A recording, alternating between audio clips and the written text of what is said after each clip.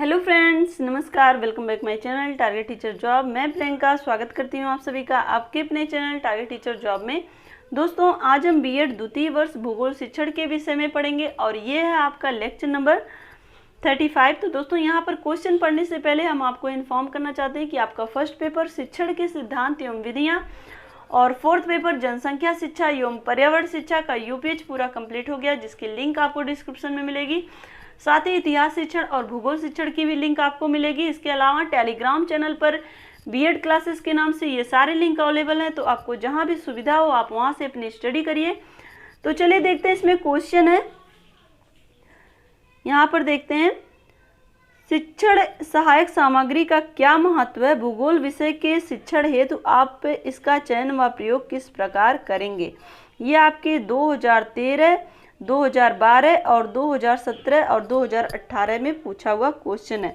तो इस दृष्टि से ये काफ़ी महत्वपूर्ण क्वेश्चन है आपके लिए कि यहाँ पर शिक्षण सहायक सामग्री भूगोल विषय में जो भी प्रयोग की जाती है उसके विषय में हमें लिखना है। तो दोस्तों चलिए देखते हैं क्वेश्चन।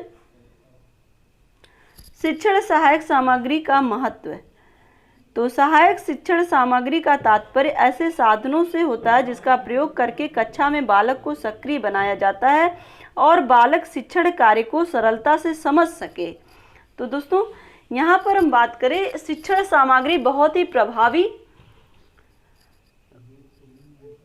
और बहुत ही ज़्यादा सरल बनाने का एक तरीका है शिक्षण कार्य को, क्योंकि दोस्तों सहायक सामग्री के माध्यम से शिक्षक अपने छात्रों को किसी भी पाठ्य वस्तु को बहुत ही आसान तरीके से समझा सकता है। उसकी जो एक तरह से शिक्षण की उसकी अपनी जो कला है वो सहायक सामग्री के माध्यम से और ज़्यादा निखर जाती है। और यहाँ पर हम देखें, शिक्षण सहायक सामग्री के अनेक कार्य हैं। यह सभी बालकों के लिए उपयोगी होती है। यह छोटी कक्षा में के छात्रों के लिए अत्यंत महत्व की चीज़ है, जिसे अनेक शिक्षा शास्त्री भी स्वीकार करते हैं। तो दोस्तों, अगर हम बात करें सहायक सामग्री की, तो प्रत्येक बालक के लिए शिक्षण सहायक सामग्री जो भी शिक्षक अपने शिक्षण कार्य में प्रयोग करता है बहुत ही ज़्यादा महत्वपूर्ण होता है। और साथ ही यहाँ पर अगर हम बात करें छोटी कक्षा के छात्रों के लिए, तो छोटी कक्षा के छात्रों के लिए शिक्षण सामग्री बहुत ही ज़्यादा उपयोगी होती है, क्योंकि इसके माध्यम से कहीं ना कहीं शिक्षक अपने छात्रों को एक्टिव रखता है और एक तरह से कंसंट्रेट भी कर पाता है वो अलग अलग सहायक सामग्री का प्रयोग करके, और अधिगम भी बहुत अच्छे ढंग से कराता है। सहायक सामग्री यहाँ पर हम देखें, ना केवल शिक्षण सामग्री अपितु विभिन्न शिक्षण प्रविधियों में भी अपना महत्व रखती हैं। तो दोस्तों, अलग अलग शिक्षण प्रविधियों का प्रयोग शिक्षक अपने शिक्षण कार्य को प्रभावशाली बनाने के लिए करता है, तो उसमें जो भी सहायक सामग्री प्रयोग करता है वो भी बहुत ही ज़्यादा महत्वपूर्ण हो जाती हैं। आगे हम देखें, यहाँ पर हम देखें, शिक्षण सहायक सामग्री का शिक्षण कार्य में निम्नलिखित महत्व है। तो दोस्तों, यहाँ पर पहला महत्व क्या है? दोस्तों, यहाँ पर आपको सीधे सीधे यहाँ पे हम लोग डिस्कस कर ही ले रहे हैं, तो केवल आपको पॉइंट याद करना। अगर आप पॉइंट याद कर लेंगे तो फिर आपको एक्सप्लेन करने में आसानी होगी। तो स्पष्टीकरण या समझाने में सहायक। तो सहायक सामग्री जो होती है, जो भी शिक्षण कार्य में शिक्षक प्रयोग करता है, तो उससे कहीं ना कहीं जो भी पाठ्य वस्तु है उसको समझाने में, उसको स्पष्टीकरण देने में शिक्षक को बहुत ही ज़्यादा आसानी हो जाती है। सहायक सामग्री के द्वारा कक्षा में छात्रों को कठिन से कठिन पाठ्य सामग्री को समझाया जा सकता है तथा उसका स्पष्टीकरण दिया जा सकता है, क्योंकि यह सहायक सामग्री बालक के आँख के सामने होती है। बालक जो कुछ सुनता और समझता है उसे अपनी आँखों से भी देख लेता है। तो दोस्तों, यहाँ पर चूंकि जो चीज़ बालक कानों से सुन रहा उससे संबंधित वो सहायक सामग्री के माध्यम से देख रहा है, तो कहीं ना कहीं वो सारी चीज़ें वो बहुत ही आसान तरीके से समझ सकता है और वो सारी चीज़ें उसे रटने की ज़रूरत नहीं है, बल्कि वो सारी चीज़ें उसे याद हो जाएंगी। तो एक तरह से जो भी सहायक सामग्री शिक्षक प्रयोग करता है उससे कहीं ना कहीं पाठ्य वस्तु का स्पष्टीकरण भी हो जाता है और वो छात्रों को समझ में भी आ जाती है। तो ये दोस्तों आपका पहला पॉइंट हो गया। अब हम देखें दूसरा पॉइंट क्या कह रहा है। शिक्षण को कुशल बनाना दोस्तों ये भी बहुत ही महत्वपूर्ण पॉइंट है। पहला क्या कह रहा था कि पहले में हमने देखा था कि जो भी पाठ्य वस्तु है उसका स्पष्टीकरण और समझाने में सहायक है। दूसरा क्या कह रहा है कि शिक्षण को कुशल बनाना। एक कुशल शिक्षक की अगर हम बात करें तो एक कुशल शिक्षक अपने शिक्षण कार्य को प्रभावशाली बनाने के लिए भी सहायक सामग्री का प्रयोग करता है। शिक्षण सहायक सामग्री के प्रयोग से शिक्षक में एक कुशल शिक्षक बनने के गुण आ जाते हैं और जिन बातों को वह छात्रों को अपनी बात, व्याख्या, स्पष्टीकरण आदि के माध्यम से नहीं समझा पाते हैं उसे आसानी से इस सहायक सामग्री के माध्यम से समझा लेते हैं। इसके साथ ही इस माध्यम से शिक्षक अपने शिक्षण को प्रभावशाली बना सकते हैं। तो दोस्तों अगर हम बात करें शिक्षण को कुशल बनाने की, तो शिक्षक शिक्षण सहायक सामग्री के माध्यम से बहुत ही आसान तरीके से अपने छात्रों को समझा सकते हैं। और कहीं ना कहीं जब एक शिक्षक शिक्षण सामग्री का प्रयोग करता है तो छात्र कंसंट्रेट हो जाते हैं और एक तरह से वो चीज़ों में रुचि लेने लगते हैं। तो अपनी शिक्षण में छात्रों की रुचि बढ़ाने के लिए भी शिक्षक अपने शिक्षण सामग्री का प्रयोग करता है, साथ ही उनमें अच्छे ढंग से अधिगम हो इसके लिए भी शिक्षण सामग्री का प्रयोग करता है। तो दोस्तों यहाँ पे आपका 2 पॉइंट हो गया। तीसरा पॉइंट देखें, प्रेरणादायक। सहायक शिक्षण सामग्री छात्रों का ध्यान आकर्षित कराने का एक साधन भी है। इसके प्रयोग करने से बालक में उत्सुकता की भावना का संचार होता है। वह इस सामग्री के माध्यम से प्रेरणा लेकर खुद सीखने का प्रयास करता है। तो दोस्तों यहाँ पर देखिए कि जो सहायक सामग्री होती है वो छात्रों को मोटिवेट करती है चीज़ों को अधिगम करने के लिए, समझने के लिए। तो एक तरह से यहाँ पे प्रेरणादायक भी होता है सहायक सामग्री, इसलिए शिक्षक अपने शिक्षण कार्य में सहायक सामग्री का प्रयोग करता है। अब हम देखें यहाँ पर नंबर 4 पॉइंट, विभिन्न क्रियाओं के अवसर। शिक्षण सहायक सामग्री को देख छात्र उत्सुक होकर अनेक क्रियाएं करते हैं।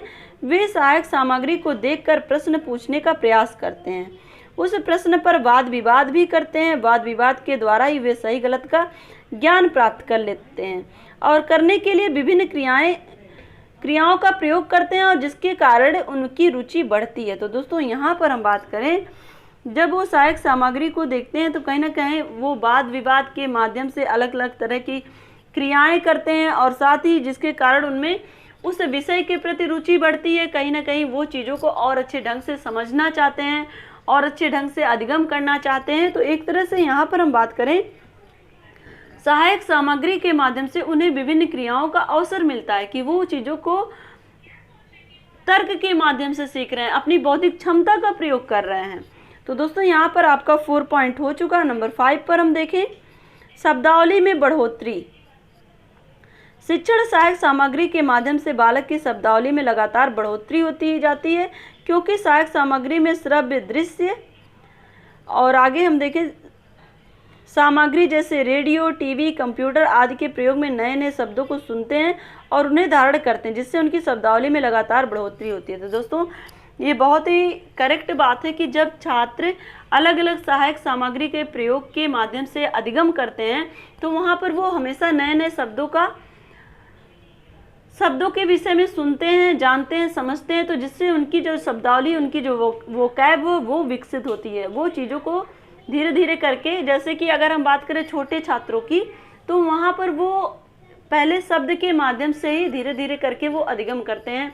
जब उस नए नए शब्दों को सुनते हैं जैसे वर्षा, जलवायु और इसके अलावा बाढ़, सूखा, भूकंप, तूफान, तो ये सारी चीज़ें उनके लिए जब नई नई रहती हैं तो सोचते हैं ये सारी चीज़ें हैं क्या। लेकिन जब वही चीज़ें वो प्रोजेक्टर के माध्यम से, वो दृश्य सहायक सामग्री के माध्यम से, श्रव्य सहायक सामग्री के माध्यम से सुनते, देखते, समझते हैं, तो कहीं ना कहीं उनकी जो वोकैब पावर है, एक तरह से शब्दावली, वो तो बढ़ती ही है और साथ ही वो उनके ज्ञान में भी बढ़ोतरी होती है। तो दोस्तों यहाँ पर 5 पॉइंट हो चुके हैं। नंबर 6 पर हम देखें, रटंत प्रवृत्ति पर रोक। तो जो सहायक सामग्री होती है कहीं ना कहीं उनकी जो रटने की प्रवृत्ति है उस पर रोक लगाती है, क्योंकि सहायक सामग्री के माध्यम से जो भी छात्र हैं वो प्रत्यक्ष रूप से चीज़ों को देखकर समझते हैं, समझते भी हैं और साथ ही सुनकर भी वो चीज़ों को समझते हैं। जहाँ पर वो शिक्षक के माध्यम से जो भी सहायक सामग्री प्रयोग की जा रही, चाहे वो दृश्य सहायक सामग्री हो या फिर श्रव्य सहायक सामग्री हो या फिर श्रव्य दृश्य सहायक, दोनों सहायक सामग्रियों का प्रयोग हो रहा है, तो शिक्षक अलग अलग सहायक सामग्रियों के माध्यम से छात्रों की जो रटन प्रवृत्ति है, एक तरह से वो चीज़ों को रट लिए लेकिन समझ नहीं रहे हैं, इस प्रवृत्ति में कमी आती है, क्योंकि वो अब वो चीज़ों को प्रत्यक्ष रूप से देखकर समझने की कोशिश करने लगे हैं। और यहाँ पर हम बात करें, शिक्षण सहायक सामग्री के माध्यम से छात्र अपनी कक्षा की विषय सामग्री में रुचि लेने लगते हैं और उसे स्वयं अपने रुचि से सीखने में रटन प्रवृत्ति कम होती है और उनका सीखना स्थायी होता है। यहाँ पर वो चीज़ों को रटने की बजाय समझने के प्रयत्न करते हैं और स्वयं से करके सीखने का प्रयत्न करते हैं, तो कहीं ना कहीं वहाँ पर वो चीज़ों को रटेंगे भी नहीं और साथ ही वो चीज़ें उनके दिमाग में अस्थायी होंगी कि ये चीज़ मैंने करके सीखा, देख कर सीखा। अब हम देखिए यहाँ पर नंबर 7 पॉइंट पर है पाठ्य सरल एवं रोचक। तो दोस्तों जो भी पाठ्य वस्तु होगी सहायक सामग्री के माध्यम से रोचक बनेगी, सरल बनेगी। तो यहाँ पर हम देखें शिक्षण सहायक सामग्री द्वारा छात्रों को पाठ पूरी तरह से पढ़ाया जाता है। इनके द्वारा यह हर छात्र वस्तु को देखकर, छूकर, पूछकर हर प्रकार से प्रश्न को पूछने का प्रयास करता है। इन सब चीज़ों से पाठ सरल व रोचक हो जाता है। तो दोस्तों यहाँ पर हम बात करें, जब छात्र प्रत्यक्ष रूप से चीज़ों को देखकर, सुनकर, समझकर करते हैं तो कहीं ना कहीं वो सारी चीज़ें उनके लिए इंटरेस्टिंग हो जाती है, वो चीज़ों में रुचि लेने लगते हैं और वो आसान तरीके से, सरल तरीके से चीज़ों को अधिगम कर लेते हैं। तो दोस्तों यहाँ पर आपका 7 पॉइंट हो चुका है। अब हम देखें भूगोल शिक्षण हेतु शिक्षण सामग्री का चयन व प्रयोग। तो दोस्तों अब हम देखेंगे भूगोल शिक्षण में किस तरह से सामग्री का चयन होता है, किस तरह से प्रयोग होता है। यहाँ पर हम देखें भूगोल शिक्षण में सहायक सामग्री अत्यंत महत्वपूर्ण स्थान है। इसकी सहायता से भूगोल शिक्षण में वास्तविक तथा सजीवता आती है एवं छात्रों के विषय में रुचि उत्पन्न होती है। तो दोस्तों एक तरह से वास्तविकता आती है कि वो चीज़ों से खुद को अटैच कर पाते हैं, उनका जो अटैचमेंट होता है भूगोल विषय के प्रति वो बढ़ता है और अवधान तथा रुचि को स्थिर रखने में सहायक सामग्री का पर्याप्त महत्व है और जो भी उनकी बाधाएं हैं इस अधिगम में वो दूर होती हैं और वो विषय में रुचि रखते हैं। अध्यापन उपकरणों में चित्र, मॉडल, नमूने, रेखाचित्र, एटलस, मानचित्र, ग्लोब, श्यामपट्ट, भौगोलिक भ्रमण, यात्राएं, फिल्म, रेडियो, लैंटर्न आदि प्रमुख हैं। शिक्षक को इनके प्रभावोत्पादक उपयोग के लिए उपर्युक्त समय व स्थान का ध्यान रखना चाहिए। अच्छी प्रकार की सहायक सामग्री के उपयोग से कक्षा में भौगोलिक वातावरण उत्पन्न होता है और इनका निम्न रूप से चयन व प्रयोग करना चाहिए। तो दोस्तों यहाँ पर देखिए अलग अलग सहायक सामग्री का प्रयोग किस तरह से करना चाहिए, इसके विषय में नीचे डिटेल से बताया गया है। तो चलिए देखते हैं नीचे ही। इसमें देखिए पहला है चित्र। भूगोल शिक्षण में चित्रों का महत्वपूर्ण स्थान है। उन्हीं के द्वारा वस्तुओं का प्रत्यक्षीकरण कराया जा सकता है। चित्रों का आकर्षण सीधा व तत्कालीन होता है तथा ये स्मरण शक्ति में सहायता देते हैं। चित्रों के चयन और प्रयोग में जो सावधानी होनी चाहिए वो निम्न है। तो दोस्तों यहाँ पर चित्र के माध्यम से किस तरह से छात्रों को प्रत्यक्ष रूप से अपने विषय वस्तु से कनेक्ट करना है, बहुत ही आसान हो जाता है शिक्षक के लिए इस सहायक सामग्री के माध्यम से शिक्षण कार्य करना। तो पहला क्या है, इसमें क्या क्या सावधानी रखनी है, इस पर भी ध्यान रखना है। इसमें पहली सावधानी जो भी चित्र के माध्यम से छात्रों को अधिगम कराने का अगर शिक्षक प्रयत्न कर रहा है तो कौन कौन सी बातों का ध्यान रखे, यहाँ पर हमें ये देखना है। तो पहला क्या है, उसका आकार सही हो। जो भी चित्र शिक्षक के माध्यम से शिक्षण कार्य में प्रयोग किए जा रहे हैं उसका जो भी चित्र है वो आकार उसका सही होना चाहिए। नंबर 2 पर हम देखें चित्र सरल एवं स्पष्ट हो। चित्रों में स्वाभाविकता एवं साधारणता है। तो दोस्तों जो भी चित्र शिक्षक के माध्यम से प्रयोग किए जा रहे हैं वो सरल और स्पष्ट होने चाहिए, उसके आकार सही होने चाहिए और एक तरह से उसमें स्वाभाविकता भी दिखनी चाहिए। तो आपका बी तक होगा। अब सी हम देखें चित्रों का भौगोलिक महत्व जो छात्रों की जिज्ञासा बढ़ाए।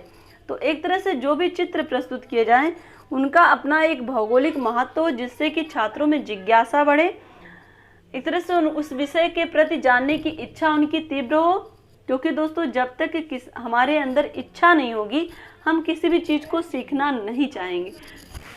तो यहाँ पर एक शिक्षक के माध्यम से शिक्षण कार्य में छात्र रुचि लें, इसके लिए चित्र के माध्यम से उनके अंदर जिज्ञासा पैदा करनी है। तो आपका सी हो गया। अब हम डी देखें। उनका रंग ठीक प्रकार का हो, वह अति धुंधले और बहुत पहले के ना हो। तो जो भी चित्र प्रयोग किए जाएं शिक्षक के माध्यम से उनका रंग बिल्कुल ठीक हो, धुंधले ना हो, जिससे कि वो और अच्छी तरह से होंगे तो कहीं ना कहीं छात्र उसको इफेक्टिव तरीके से ले पाएंगे, एक तरह से देख पाएंगे, समझ पाएंगे। अगर वो चित्र धुंधले होंगे तो वो उनकी समझ में कम आएगा। तो दोस्तों यहाँ पर ई हम देखें, चित्रों पर स्पष्ट रूप से शीर्षक दिए हों। तो जो भी चित्र हो उसमें शीर्षक दिए हों। ई तक आपका हो गया है। अब हम देखें एफ, चित्र बालकों के बौद्धिक विकास के लिए उपयुक्त हो। तो जो भी चित्र छात्रों को दिखाए जाएं शिक्षक के माध्यम से वो छात्रों का बौद्धिक विकास करें, इस तरह का इफेक्टिव चित्र होना चाहिए। और जी हम देखें, चित्रों में कुछ ऐसी बात हो जिन पर प्रश्न हो सके, विचार करने और निष्कर्ष निकालने की गुंजाइश हो। तो दोस्तों जो भी चित्र प्रस्तुत किए जाएं एक तरह से वो इफेक्टिव तो होने ही चाहिए, साथ ही उसमें वो क्वेश्चन भी होने चाहिए जिससे कि छात्र अपनी बौद्धिक क्षमता का विकास कर सकें और एक तरह से उस चित्र के माध्यम से वो किसी निष्कर्ष पर पहुंच पाएं। तो यहाँ पर एच हम देखें, चित्र ऐसे हों जो भौगोलिक वास्तविकता को ठीक और सत्य रूप में बिना बढ़ाए या घटाए प्रकट करते हों। तो दोस्तों यहाँ पर जो भी भौगोलिक वास्तविकता है, अलग अलग क्षेत्रों की बात करें हम या फिर उस पर्टिकुलर क्षेत्र की जिसके विषय में वो चित्र हमें बता रहा है, तो एक तरह से वो ठीक तरह से स्पष्ट हो, एक तरह से उसमें ना भी किसी तरह की स्थिति को घटाया जा सके ना ही बढ़ाया जा सके, इस तरह का वो चित्र हो जिससे कि प्रत्यक्ष रूप से छात्र उन सब चीज़ों को महसूस कर पाएँ, खुद को उससे कनेक्ट कर पाएँ। तो यहाँ पर हम देखें, शिक्षक को चाहिए कि वह छात्रों को निर्देशित करे कि उन्हें चित्र में किन वस्तुओं को ध्यान से देखना और किनका संबंध पाठ से है। तो दोस्तों यहाँ पर जो भी चित्र छात्रों को दिखाए जा रहे हैं वहाँ पर शिक्षक निर्देशन भी दे कि क्या क्या चीज़ें उन्हें इफेक्टिव तरीके से देखनी है, क्या चीज़ें उनके पाठ से संबंधित हैं और क्या चीज़ें उनके वास्तविक जीवन से संबंधित है। क्योंकि यहाँ पे दोस्तों जब एक शिक्षक शिक्षण कार्य करता है तो वहाँ पर वो उनके जीवन से संबंधित जो उपयोगी बातें हैं वो तो बताता ही है और साथ ही साथ उनके पाठ्य वस्तु से संबंधित जो भी चीज़ें हैं उसके विषय में बताता है कि ये चीज़ें बेटा आपको ध्यान रखनी है और ये चीज़ें आपको आगे और भी डिटेल से देखने को मिलेंगी। जब आप ये सारी चीज़ें समझे रहेंगे तो आपको आगे समझने में आसानी होगी। तो एक तरह से कहीं ना कहीं शिक्षक को वो सारे निर्देश छात्रों को देने होते हैं जो उनके अधिगम में सहायक हों। तो दोस्तों एच तक हम देख चुके हैं।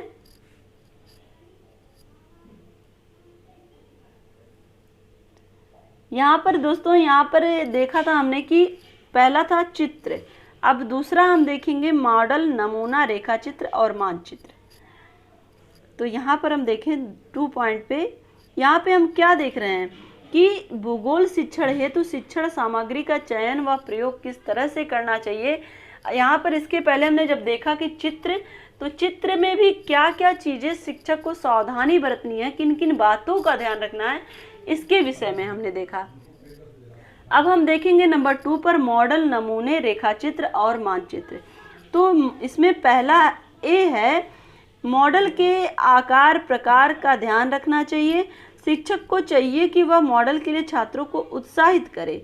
तो दोस्तों एक तरह से यहाँ पर शिक्षक को मॉडल का जो भी विषय वस्तु से संबंधित जो भी मॉडल शिक्षक प्रस्तुत कर रहा है उसका आकार क्या है और उसका प्रकार क्या है, इसके विषय में शिक्षक ध्यान दे और साथ ही उस मॉडल को और अच्छे तरीके से जानने के लिए शिक्षक अपने छात्रों को प्रोत्साहित करे।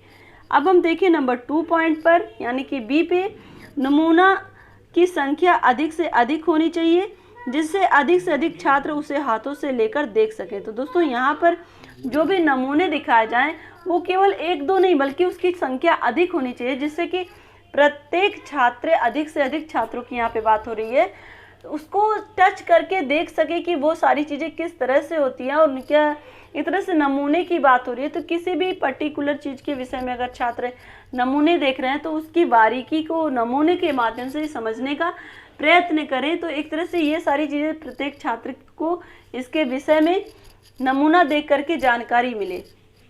अब हम देखें नंबर सी पर, शिक्षक को कक्षा में आवश्यकता अनुसार सामपट पर रेखाचित्र खींचते रहना चाहिए। छात्रों को भी रेखाचित्र बनाने के लिए प्रोत्साहित करते रहना चाहिए।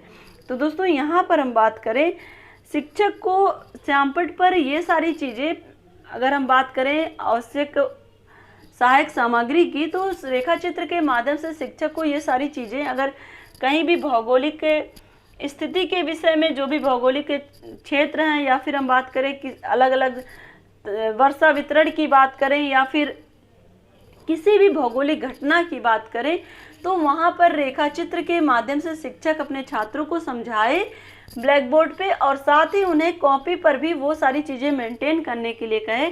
तो कहीं ना कहीं वहाँ पर चित्र के माध्यम से, रेखाचित्र के माध्यम से वो चीज़ों के वितरण के विषय में जान पाएंगे, चीज़ों के उत्पादन के विषय में जान पाएंगे, जिस भी विषय से संबंधित वो चीज़ें अधिगम कर रहे हैं उस विषय में वो और अच्छे तरीके से समझ पाएंगे।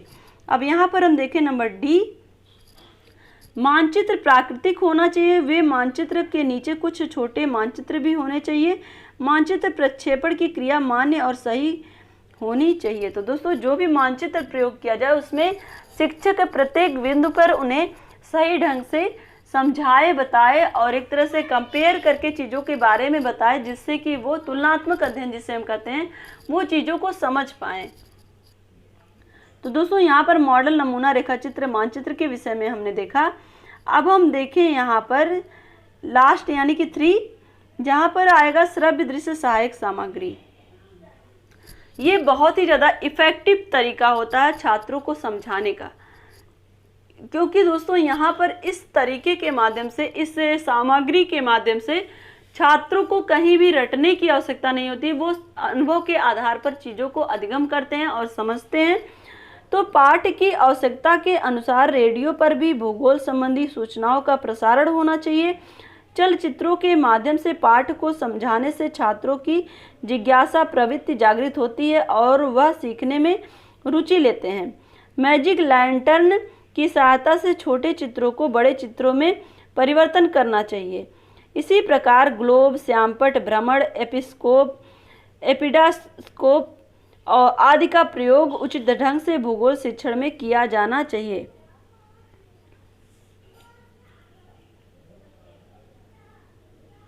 तो दोस्तों यहाँ पर हम बात करें, चूँकि भूगोल शिक्षण है जहाँ पर छात्रों को विभिन्न भौगोलिक दशाओं, भौगोलिक स्थितियों, भौगोलिक क्षेत्र और भौगोलिक जलवायु, और इसके अलावा अगर हम बात करें तो जो भी अलग अलग भौगोलिक परिस्थितियाँ जिसमें वर्षा, बाढ़, सूखा, और यहाँ पर हम बात करें भूकंप, ज्वालामुखी, तूफान, तो अलग अलग चीज़ों के विषय में अगर छात्रों को बताना है तो कहीं ना कहीं अलग अलग सहायक सामग्री का प्रयोग करके, जहाँ पर अक्षांश रेखाएं, देशांतर रेखाएं, दिन रात का होना, तो एक तरह से जो भी कक्षा का स्तर है उसके अकॉर्डिंग ही सहायक सामग्री का प्रयोग किया जाएगा।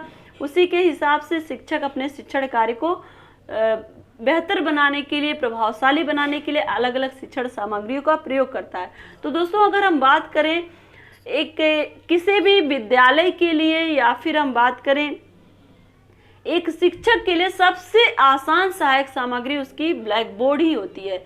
उस ब्लैक बोर्ड के माध्यम से वो उस पर चित्र भी बना सकता है, उस पर रेखा चित्र भी बना सकता है, जिसके माध्यम से वो इफेक्टिव तरीके से अपने छात्रों को समझा सकता है। तो दोस्तों और यहाँ पर इसके अलावा अगर हम बात करें भ्रमण के माध्यम से, जहाँ पर शिक्षक का स्थानीय भ्रमण पर अपने छात्रों को ले जा सकता है, और साथ ही वहाँ की जो भी भौगोलिक स्थितियाँ उसके विषय में और भौगोलिक स्थितियों के विषय से संबंधित जो भी प्रभाव पड़ते हैं, एक तरह से किसी भी भौगोलिक स्थिति का प्रभाव मानव जीवन के आर्थिक स्थिति पर पड़ता है, और साथ ही उस पूरे एरिया पर पड़ता है, और साथ ही उस स्थिति का प्रभाव धीरे धीरे क्षेत्र से निकल कर के देश पर भी पड़ता है, क्योंकि दोस्तों प्रत्येक अपने ही देश में अलग अलग भौगोलिक स्थितियां हैं और उससे संबंधित वहाँ के लोगों का व्यवसाय है, वहाँ का आर्थिक स्तर है। तो एक तरह से प्रत्येक क्षेत्र का अलग अलग स्तर है, तो उस तरह से वो पूरे देश को अलग अलग भौगोलिक स्थितियाँ प्रभावित करती हैं। तो यहाँ पर हम बात करें इन सब चीज़ों के विषय में शिक्षक श्रव्य दृश्य सहायक सामग्री के माध्यम से बता सकता है। तो इसके प्रयोग के विषय में हम देख लेते हैं। जिस तरह से हमने चित्र और मॉडल के विषय में देखा कि क्या क्या सावधानी रखनी चाहिए, तो यहाँ पर हम देखें पहला क्या है, बड़े चित्रों को कक्षा के सम्मुख लटका दें जिससे उन्हें संपूर्ण कक्षा देख सके। तो दोस्तों यहाँ पर पहला क्या कह रहा है कि जो भी बड़े चित्र हैं उनको कक्षा के सम्मुख लटका देने से पूरे छात्र उसको देख पाएंगे और उसके विषय में जान पाएंगे। नंबर 2 पर हम देखें छोटे चित्रों को दीवार अथवा कार्डबोर्ड के तरंते पर लगा दिया जाए जिससे बालक उनके समीप जाकर उसे देख सकें। तो दोस्तों ये सारी चीज़ छोटे चित्रों को दीवार पर लगा देने से और कार्डबोर्ड पर लगा देने से छात्र उनको नज़दीक से जाकर के देख सकते हैं। नंबर 3 पर हम देखें छोटे चित्रों को एपिडास्कोप, लैंटर्न आदि यंत्रों द्वारा प्रक्षेपित किया जाना चाहिए। तो दोस्तों जो भी बहुत छोटे चित्र हैं उनको छात्रों को जूम करके दिखाया जा सकता है, किसके माध्यम से, एडियोस्कोप और लैंटर्न के माध्यम से।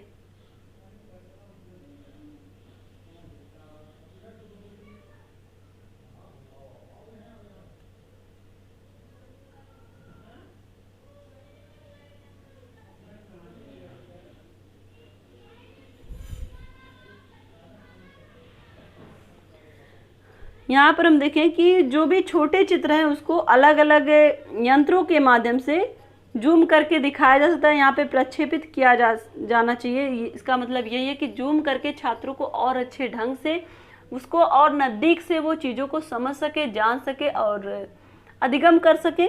तो यहाँ पर हम देखें नंबर 4 पॉइंट पे कि फिल्मों द्वारा चित्र का प्रदर्शन किया जाए। जो भी चित्र हैं उन्हें फिल्म के माध्यम से एक तरह से जिस तरह से हम लोग स्लाइड शो देखते हैं अपनी मोबाइल में, उस तरह से एक छोटी फिल्म बनाकर छात्रों को स्टेप बाय स्टेप चित्रों को समझाने के लिए लगा करके जिस तरह से वो चीज़ों को और अच्छे ढंग से अधिगम कर पाए। चूँकि यहाँ पे क्रमबद्ध तरीके से चित्र को लगाने की बात हो रही है जिससे कि वो चीज़ों को आसानी से समझ सके, अधिगम कर सके। तो दोस्तों आशा करती हूँ कि ये सारा डिस्कशन आपको समझ में आया होगा और कमेंट के माध्यम से हमें ज़रूर बताइए कि हमारा ये प्रयास आपको कैसा लगता है और वीडियो को लाइक कर दीजिएगा और अपने दोस्तों के साथ शेयर कर दीजिएगा। और इसी तरह से आप अपनी मेहनत जारी रखिए, अपना ध्यान रखिए और साथ ही अगर आप चैनल पर नए हैं तो प्लीज़ चैनल को सब्सक्राइब करके बेल आइकन बटन को ज़रूर प्रेस कर लीजिएगा जिससे हमारे सभी वीडियोज़ की नोटिफिकेशन आपको मिल सके। तो हमसे जुड़ने के लिए थैंक यू सो मच। जय हिंद।